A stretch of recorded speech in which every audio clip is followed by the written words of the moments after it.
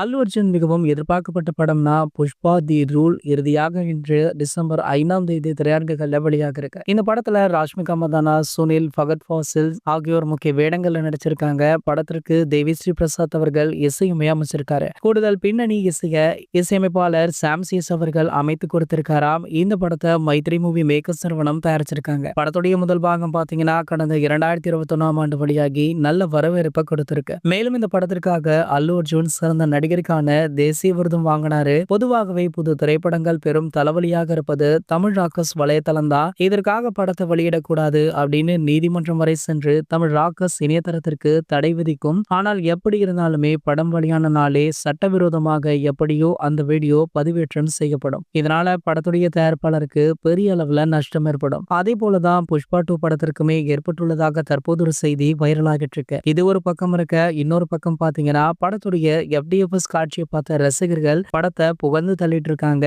ரசிகர்கள் மட்டும் இல்ல, பல பிரபலங்களுமே இந்த படத்தை பார்த்துட்டு வாழ்த்தியுமே இருக்காங்க. அந்த வகையில பாத்தீங்கன்னா கோலிவுட்டுடைய டாப் நடிகர்களுக்குன்னு சிறப்பு காட்சிகளுமே போடப்பட்டிருக்காம். சோ அந்த வகையில பாத்தீங்கன்னா இந்த சிறப்பு காட்சியை நம்ம அஜித் சார் அவர்கள் பார்த்திருக்காரா. பார்த்தது மட்டுமல்லாமல் அல்லு அர்ஜுன் அவர்களுக்கு தொலைபேசியின் மூலம் தொடர்பு கொண்டு வாழ்த்துக்களையுமே தெரிவிச்சிருக்காரு. இது போன்ற சினிமா செய்திகளை பத்தி நீங்க உடனே தெரிஞ்சுக்க நம்மளுடைய அஜித் டாக்கீஸ் அப்படின்ற நம்ம சேனலை சப்ஸ்கிரைப் பண்ணிக்கோங்க.